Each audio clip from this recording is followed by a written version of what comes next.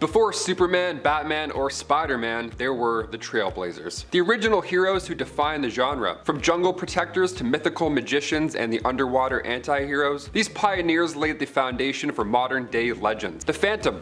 It's the mid-1930s, radios are playing soft jazz music throughout the streets, movies are still in black and white, and superheroes, well, they're not even a thing yet. Yeah, imagine that. Then in 1936, a guy named Lee Falk decided to change everything. He created the Phantom, the first costume superhero ever in a daily comic strip. Now this guy came before Superman, Batman, and pretty much everyone else. The Phantom made his debut on February 17th, 1936, and he appeared in newspaper strips before eventually transitioning to comic books. So who is the Phantom? Well, he's known as the Ghost Who Walks, which is pretty badass. He's not your typical superhero with superpowers or gadgets. No, the Phantom is actually the 21st in a long line of crime fighters who passed the mantle down from father to son.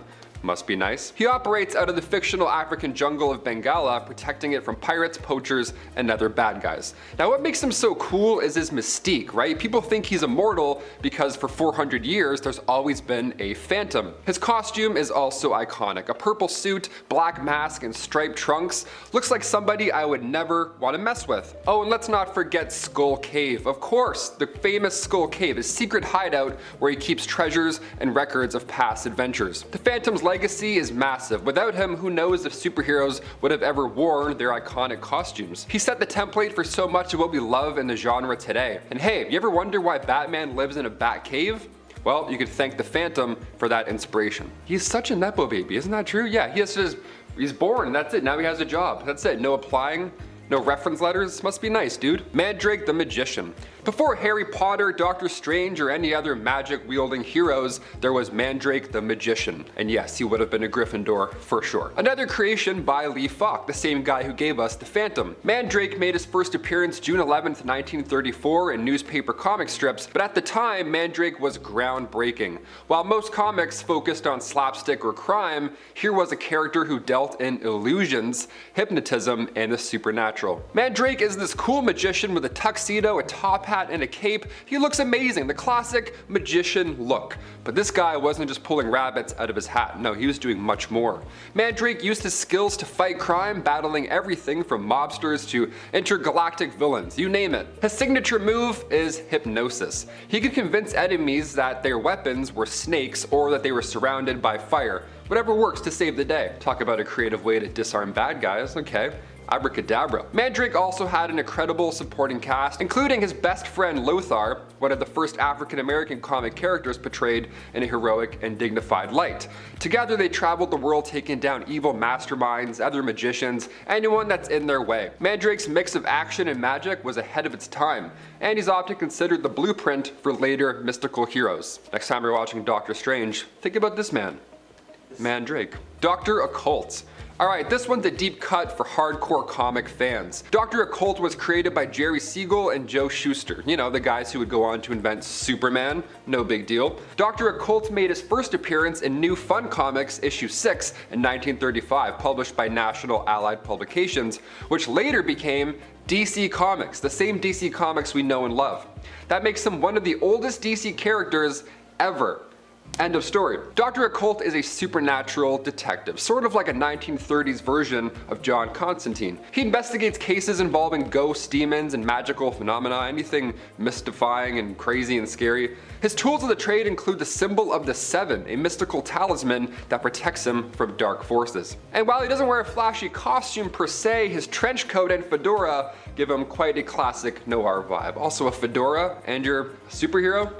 You're my favorite, let's do it. The Shadow. Let's travel back to the golden age of pulp fiction. In 1930, a mysterious figure named the Shadow came from the darkness. Not in comics, but on the radio.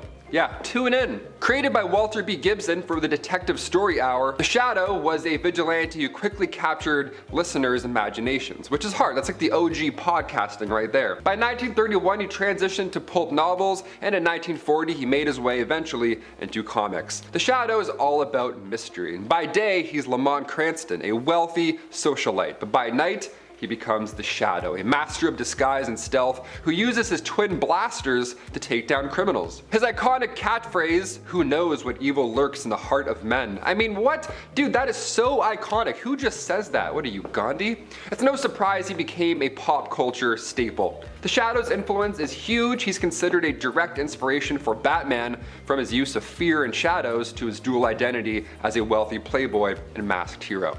Without the Shadow, Gotham City might look very different today.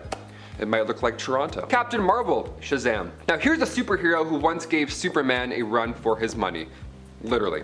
Captain Marvel, now known as Shazam, made his first appearance in Whiz Comics issue 2 in 1939, created by writer Bill Parker and artist C.C. Beck for Fawcett Comics. Now, at one point, Captain Marvel was the most popular superhero in the world, even outselling Superman during the 1940s.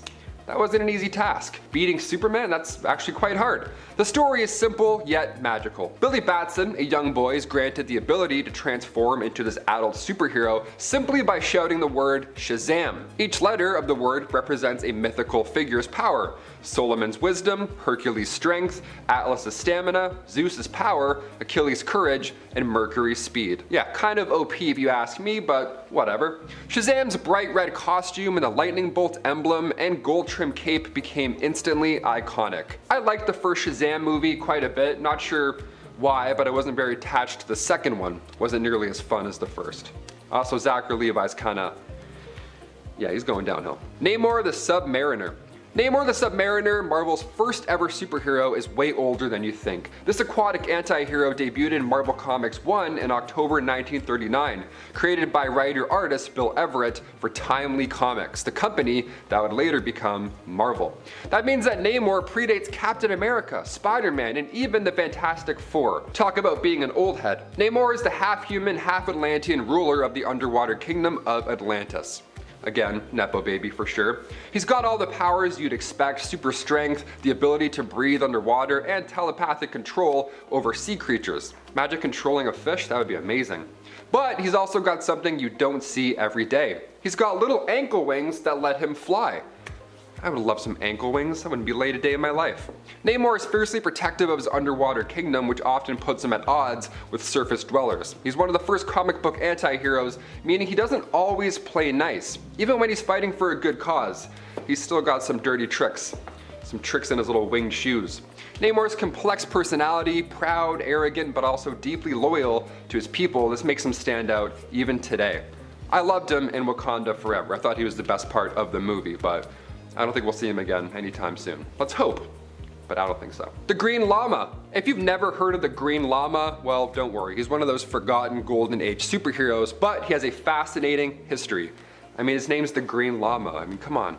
Created by writer Ken Crossan, the Green Llama first appeared in Double Detective magazines back in 1940 and later made the leap to comic books. The Green Llama, whose real name is Jethro Dumont, is a millionaire playboy who becomes a Buddhist monk after spending time in Tibet. He gains mystical powers like super strength, flight, and the ability to emit green energy beams, hence his name.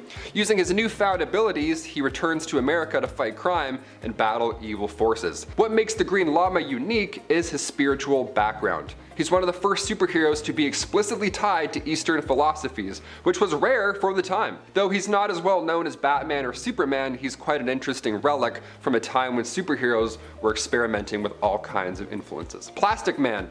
If you think stretchy superheroes began with the Fantastic Four's Mr. Fantastic, well, think again, bucko.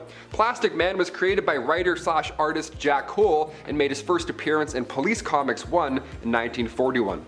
It was published originally by Quality Comics. Plastic Man's kind of wacky, slapstick adventures made him one of the first superheroes to really embrace humor as a core part of his character. I mean, after all, his name is Plastic Man. You can't really take that too seriously. Plastic Man started out as Eel O'Brien, a small-time crook who fell into a vat of chemicals during a heist. The classic whoops, fell into a vat of superpowers trick, love that. Now instead of perishing, he gained the ability to stretch, contort, and reshape his body into any form imaginable. As a tall man, I would love that. I could itch my back finally, be at peace, that'd be lovely. Realizing he has a second chance at life, Eel reformed and became the crime-fighting, joke-cracking Plastic Man. Even after 80 years, Plastic Man remains a fan favorite for his unique mix of comedy and action. The Blue Beetle is another Golden Age hero with a long, fascinating history. Created by Charles Nicholas Wachowski, he first appeared in Mystery Men Comics 1 in 1939, published by Fox Feature Syndicate. Over the decades, the mantle of the Blue Beetle has been passed down to these different characters, but it all started with Dan Garrett. The original Blue Beetle was a police officer who used a mystical scarab to fight crime, giving him super strength and invulnerability. Again, I would love to have a mystical scarab, but instead I just got like jeans, I don't know. In later iterations, like Ted Kord's version, the scarab was replaced by high-tech gadgets and a flying beetle-shaped vehicle. I personally am a fan of the scarab, but we love change. Now the Blue Beetle might not have the name recognition of Superman or Spider-Man, not nearly as much, but he's been a staple of the comic book world for over 80 years. The movie was actually pretty good too. If you haven't seen it, definitely check it out. It looks like a kid's movie, but it packs a punch. And lastly, the Human Torch. Wait a second, if you're thinking of Fantastic Four's Human Torch, think again. The original Human Torch made its first appearance in Marvel Comics issue 1 in 1939, created by Carl Burgos for Timely Comics. Now this Human Torch wasn't even a human. He was an android, so kind of a confusing name, I get it. The original Human Torch, named Jim Hammond, was a synthetic man created by Professor Phineas Horton. Now when exposed to oxygen, his body would ignite, turning him into this blazing superhero. Though he struggled to control his powers at first, he eventually became a hero, fighting in World War II. Jim Hammond was one of Marvel's first big stars and even teamed up with Namor the Submariner in early stories. Though he's not as well known today, his legacy of course still lives on in the Fantastic Four's Johnny Storm and in Marvel's rich history. And also they're gonna hit the big screen really soon with Marvel Cinematic Universe. I can't wait.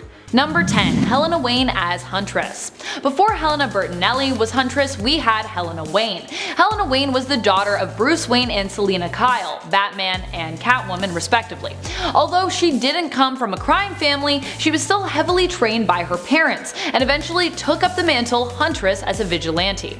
Like the main continuity Huntress, she was also known for being more violent than was considered acceptable. After her mother's death, she moved out and blaming the criminal Silky Cernak for her mother's death, as he had blackmailed Selina into returning to a life of crime as Catwoman, Helena Wayne set out for revenge. Catwoman died when she returned to her life of crime. No.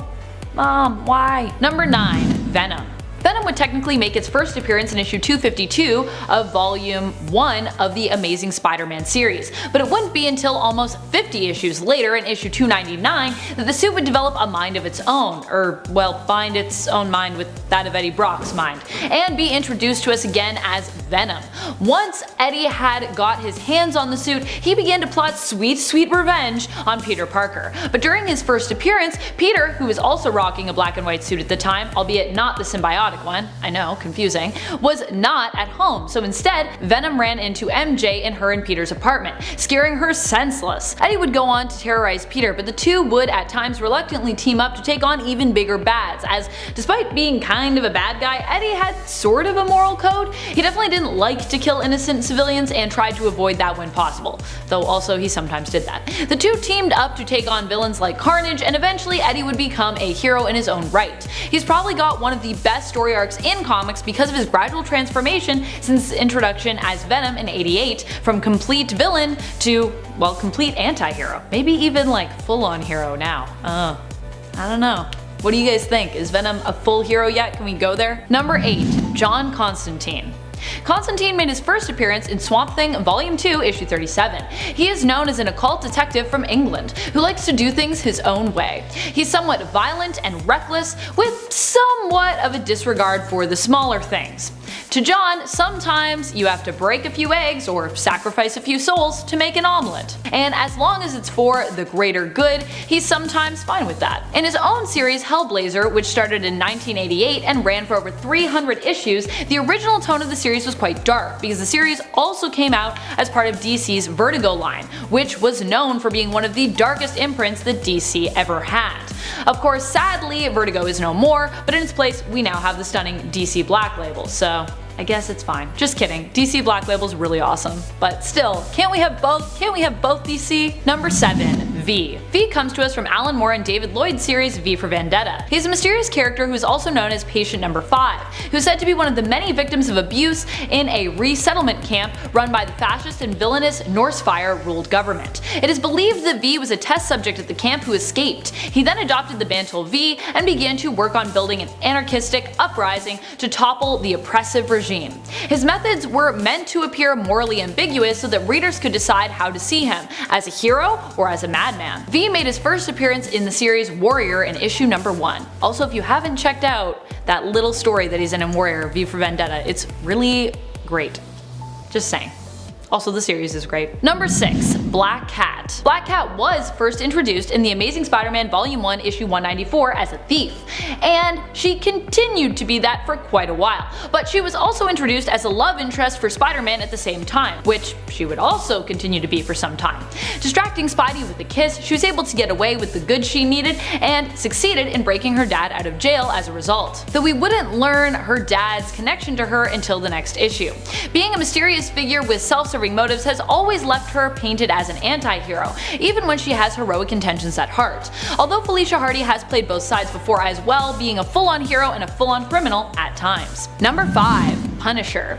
Probably one of the most iconic when it comes to the idea of what an anti-hero is. Frank Castle was also one of the first. It's likely because of him as well that the idea of seeking revenge became a somewhat dark one. The Punisher's main quest is to get vengeance, not just for himself, but for others whom he thinks deserve it. Originally, he turned to a life of vigilantism after the death of his family, who happened to be on a picnic at the wrong place, the wrong time, and were witnesses to something they shouldn't have been. As such, they were eliminated by the mob.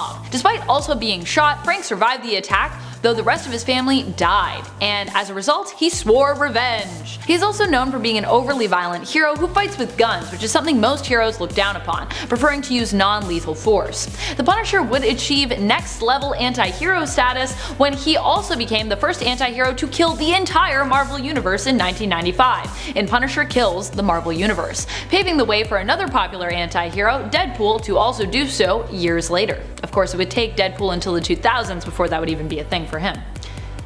The 2010s, as it were, actually. Number 4. Wolverine. Logan, being considered a little more rough around the edges and animalistic, is what quickly granted him an anti-hero status. As far as superheroes go, he was different. He made his first full appearance in The Incredible Hulk Volume 1 issue 181.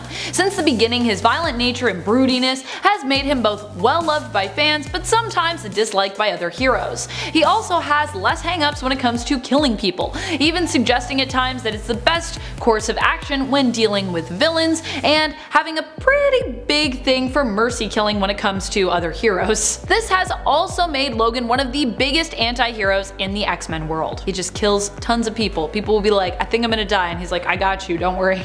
I'll make it quick. Number 3. Magneto.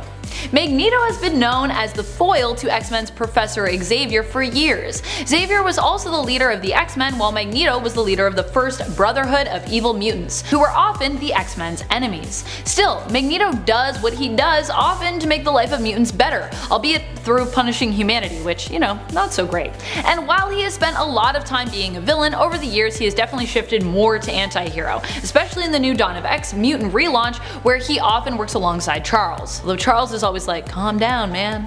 And he's like, no!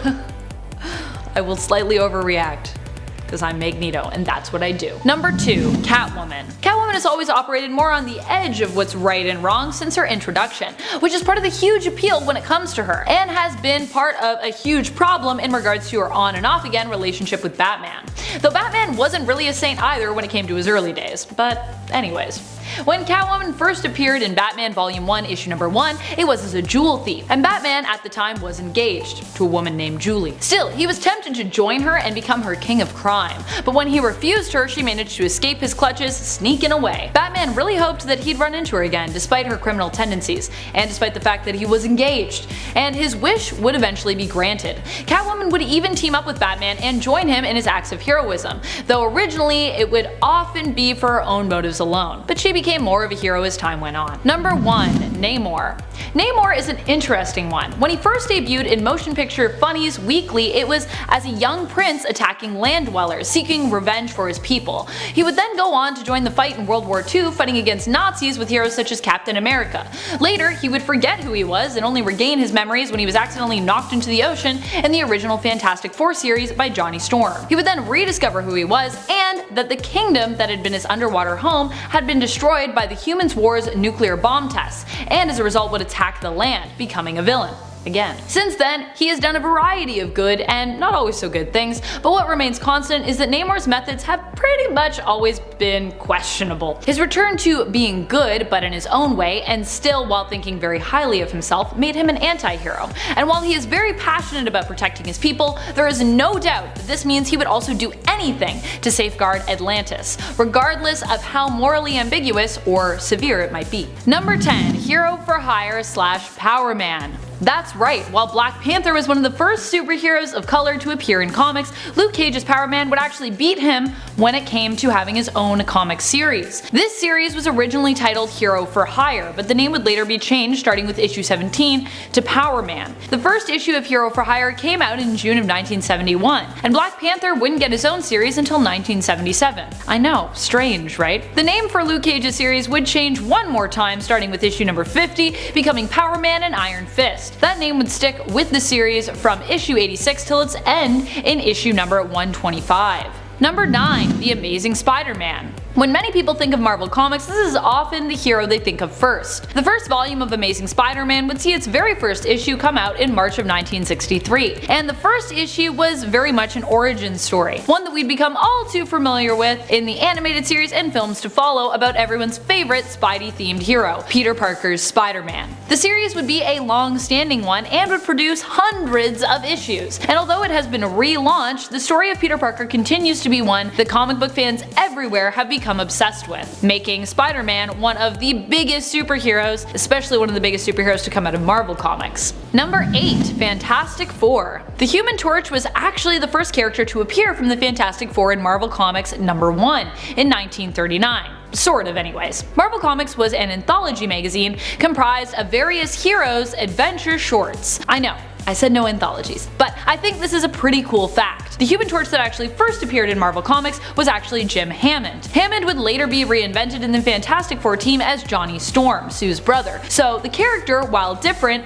is even older than the Fantastic Four comics itself, which is still pretty old, although granted that Human Torch wasn't obviously the same as the Human Torch that we have now. The Fantastic Four series started in 1961 with issue 1, which like Spider-Man's start was also an origin story. Watch out for those cosmic rays, or maybe don't if you want superpowers. Number 7. The Flash. Starting us off with Barry Allen's Flash, this series had hundreds of issues as well, though not quite as many as the Amazing Spider-Man series. It all started in March of 1959 with issue 105. While that might seem like an odd number to start on, it was because the series was picked up by DC Comics after All American Publications cancelled its predecessor, a series known as Flash Comics, which featured predominantly the adventures of the Flash and Hawkman. DC Comics actually was kind of once All American Publications. DC was the phoenix that rose out of the ashes of a few different comic book publishers who came together to create DC, of which All American was one.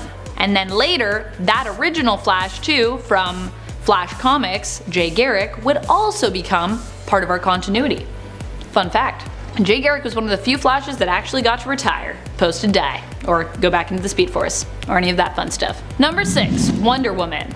Wonder Woman would get her own series in 1942, shortly after her appearance in All-Star Comics issue number 8. The first issue even introduced a female associate editor of the magazine, Alice Marble. Marble was known as an acclaimed tennis player. While her time on the DC staff editorial board was brief, she was also a self-proclaimed fan of Wonder Woman, who was responsible during her time with DC for the Wonder Woman of History feature in the comic, which retold the stories of real-life famous historical women. Wonder Woman's first story involved her saving Steve Trevor, and introduced us to the world of the Amazons. Apparently, Amazons liked riding kangaroos around originally. Did you know that?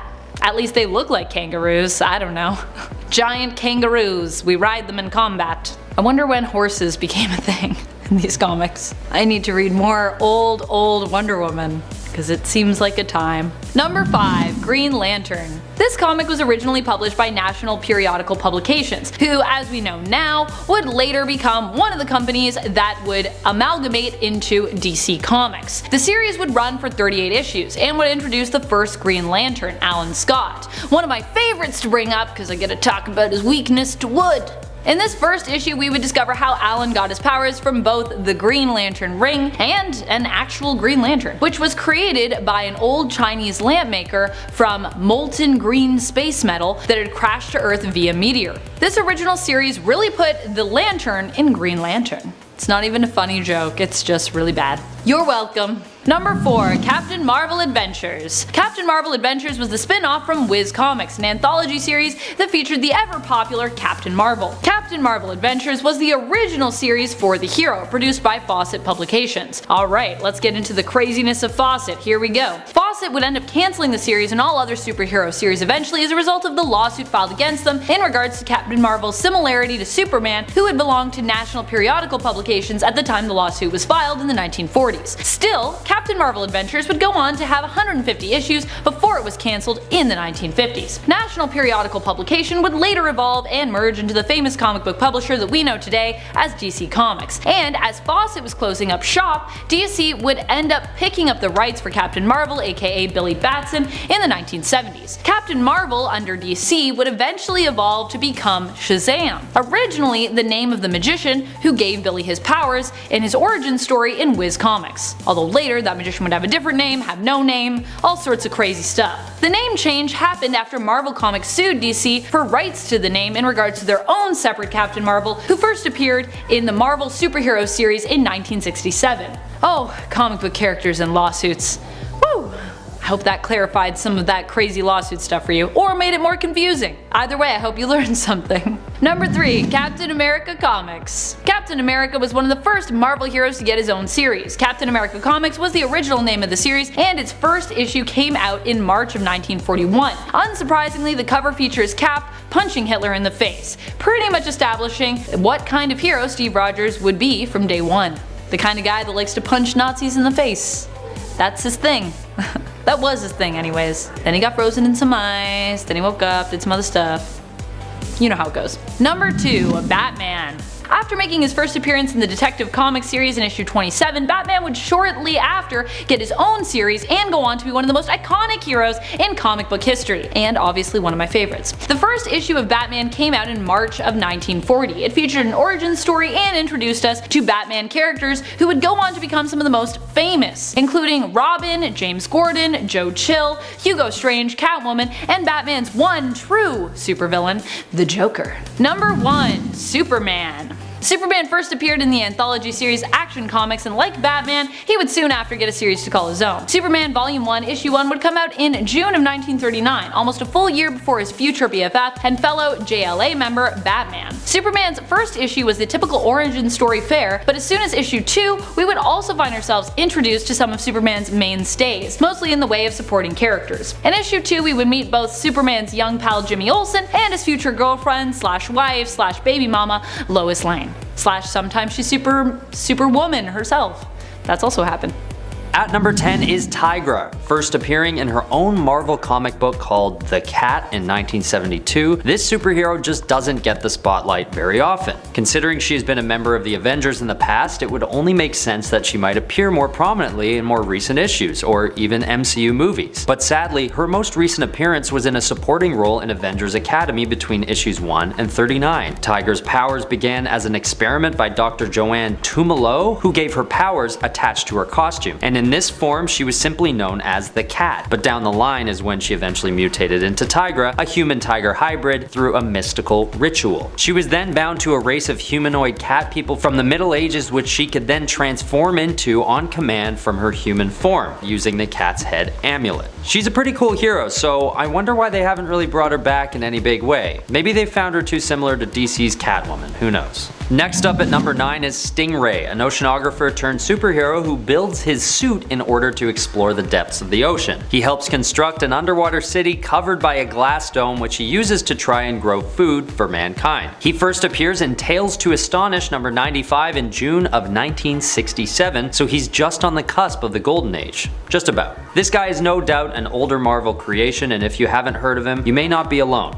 Although he has appeared as recently as the Iron Man 2020 event, he still only appears briefly as a side character facing off against Captain Barracuda. But at least the writers of that issue probably had the same thought as me, that he deserves to come around again. Once again, my hunch is that he's just a little too similar to DC's Aquaman, which might keep Marvel from giving him any more spotlight than they already have in more modern issues. Although his buddy Namor the Submariner, looks like a carbon copy of Aquaman. But Namor appeared for the first time in Marvel's first ever comic book, Marvel Comics number 1 in 1939, whereas Aquaman didn't appear until 1941. But I digress. It just seems that DC found a way to occupy the underwater superhero market, which keeps us from seeing more characters like Stingray and even Namor more often. At number 8, we have DC's The Question, or just Question. Like Stingray, this superhero first appeared in 1967, but isn't showcased very much anymore. Usually teaming up with the Blue Beetle, this superhero got his last solo series in 1987, lasting 36 issues.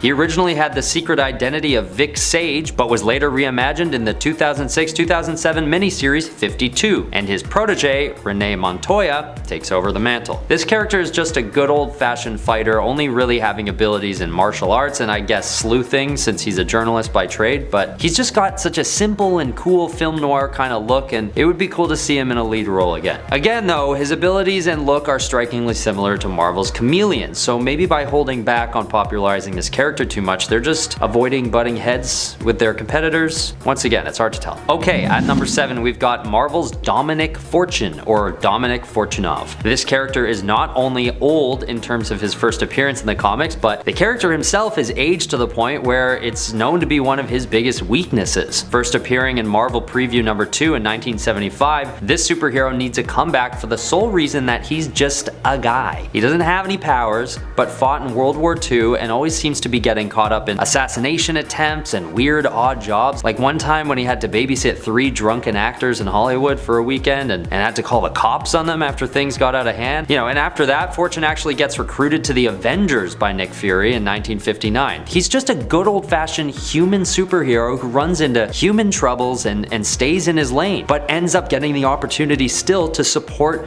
the superpowered Avengers with bazooka blasts and covert ops. At number 6, we have DC's Dr. Fate.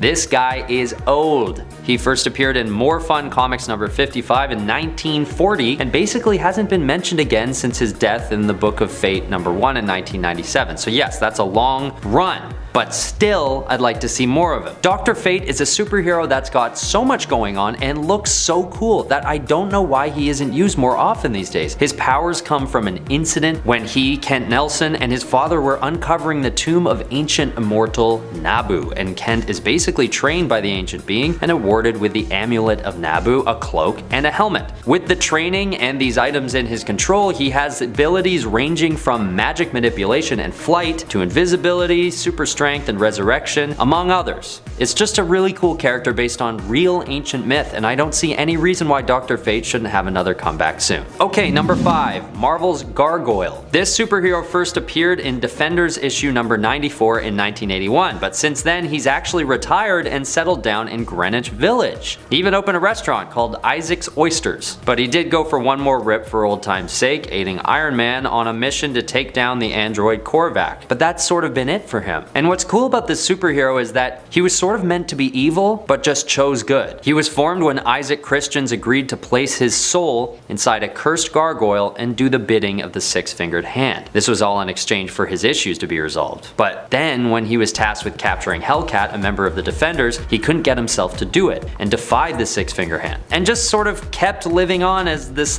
possessed gargoyle who chose good. He kind of reminds me of Beast. He just has this super wholesome energy to him, and I just feel like he could do for more of that sweet, sweet limelight. At number 4, we have Zeta from Batman Beyond, and eventually the Zeta Project cartoon spin-off. The show ran from 2001 to 2002 as part of a spin-off to the Batman Beyond episode Zeta. This character is so wholesome and doesn't get enough attention, having been last seen 20 years ago in what would have been the final episode of the short-running series. This synthoid was built for the NSA to keep an eye on terrorist organizations, so his abilities are pretty extensive, being able to shapeshift into just about anyone to infiltrate and carry out covert ops with ease. He's a naive and friendly character who decides to go rogue after realizing that any one of his assassination targets could be innocent. Zeta had such a moment and clearly a huge approval rating since his one episode got him a whole series, but at a certain point, the world forgot about such a good and powerful synthoid superhero that definitely deserves a comeback. At number 3, there's Warlord, a character the world hasn't seen since his death in Warlord Volume 4, Issue 12. But there should be some kind of revival of Travis Morgan, who is another character on the list who doesn't actually have any powers, but is just a very well-respected and decorated war veteran. He also looks a lot like Oliver Queen or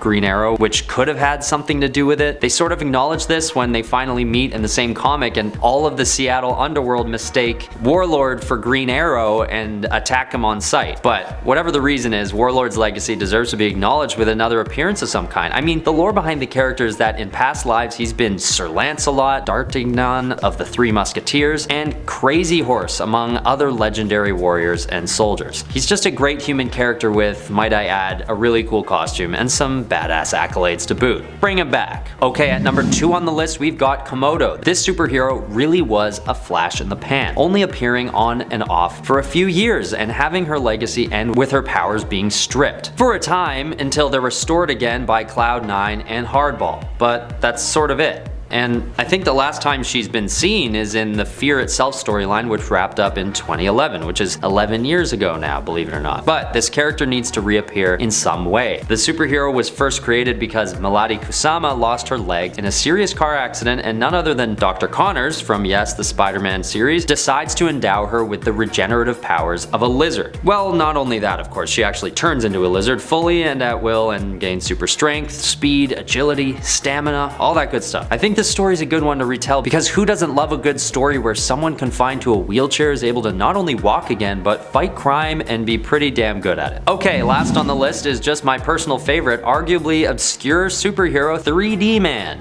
An athlete turned superhero, 3D Man mysteriously gained superpowers after being stripped of his 3 Olympic gold medals. I mean, he was taking steroids, but there's always room for redemption, right? This character first appeared in 1998 and no one ever really talks about him. And to be honest, I didn't even know he existed until I started writing this list. And I want this hero to get more spotlight primarily because I'm a sucker for early 2000s culture, and this character is just such a great time capsule for that period, where everybody was obsessed with 3D for some reason, with DVDs coming with 3D glasses in the case, remember that? And 3D Man has the same nostalgic look to him, with many of his appearances being colored in green and red. If you want to look him up yourself, you'll notice that he originally went by the name of Triathlon and later changed to 3D Man during the Secret Invasion storyline. This guy just looks so cool and hits home with some good nostalgia for me, as well as probably anyone from the Gen Z or millennial generations. And there's also just a silly factor there too. 3D Man needs to come back. Please, can we? Just for 1 second. In the number 10 spot, we have Ogon Bat. Ogon Bat was the first Japanese superhero, debuting in 1931 as a character in a Japanese street theater performance. As a superhero, Bat had a skull instead of a head and had the superpowers of invulnerability, strength, and flight, easily a precursor for Superman, who came several years later, and also a precursor to Batman, and not just because of the name. Coming in at number 9 is Hugo Danner. Hugo was the main character in a 1930 novel by Philip Wiley called Gladiator. His mother was injected with a super serum while he was in the womb, and when he was born, immediate signs of his superhuman abilities were clear. Super strength, super speed, and super healing. He was installed with a very strong moral compass to know right from wrong. Luckily, but this didn't stop him from accidentally abusing his powers from time to time, such as when he almost accidentally beat the school bully to death, something that modern day heroes struggle with as well. Next up at number 8 we got The Shadow. The Shadow began as a serialized radio drama that aired in 1930 during the Detective Story Hour radio program. The character named after the title, The Shadow, was first the narrator only of the program, and with increasing popularity he took on his own character. He had the ability to use hypnotism and cloud people's minds so that they could not see him, similar to modern day invisibility invisibility powers. The reason behind this power was simply because radio programs made it too hard to explain how the Shadow was able to hide from so many people. In the number 7 spot is Zorro. Johnston McCulley introduced us to Zorro in 1919 in America magazine All Story Weekly. His real name is Don Diego de la Vega, and as Zorro he defends commoners from villainous and greedy officials. In order to do this, he dons a mask and a cape, normal motifs for superheroes past and present. Of course, his most famous trait is his swordsmanship and my personal favorite superpower,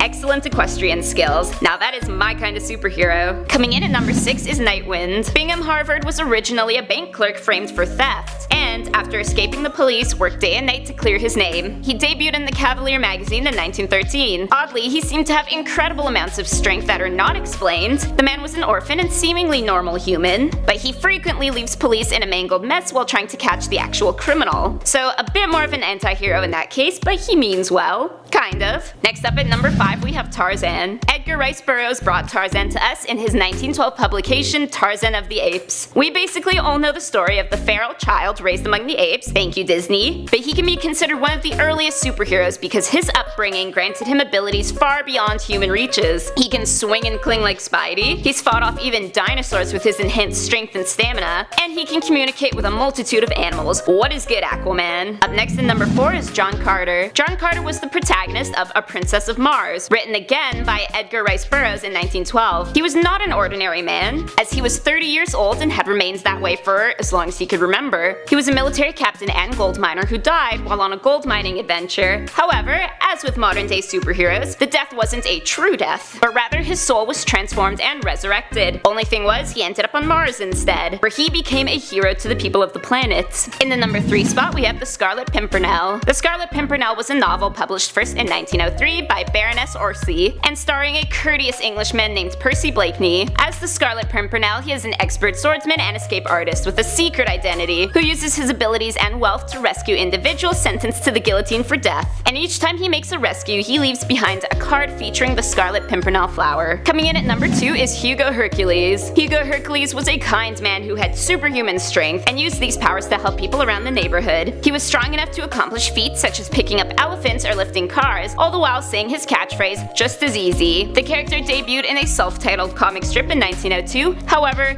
the comic market back then was not just as easy as it is today, and the character only survived for approximately 5 months. Not quite Superman material. And finally, in the number 1 spot, we've got Spring-Heeled Jack, the guy with the honor of being the very first superhero type character ever created. Spring-Heeled Jack was originally a figure of English folklore, apparently cited way back in 1837, a man with the ability to jump great distances and also breathe fire. A playwright named John Thomas Haynes capitalized on the excitement generated by this figure, and he wrote a play in 1840 that was published in the Penny Dreadful novels and featured Spring-Heeled Jack. Initially a villain who attacks women, but later as a wronged nobleman who helps the poor while wearing a skin-tight costume and mechanical jumping boots. Looks like jumping happened.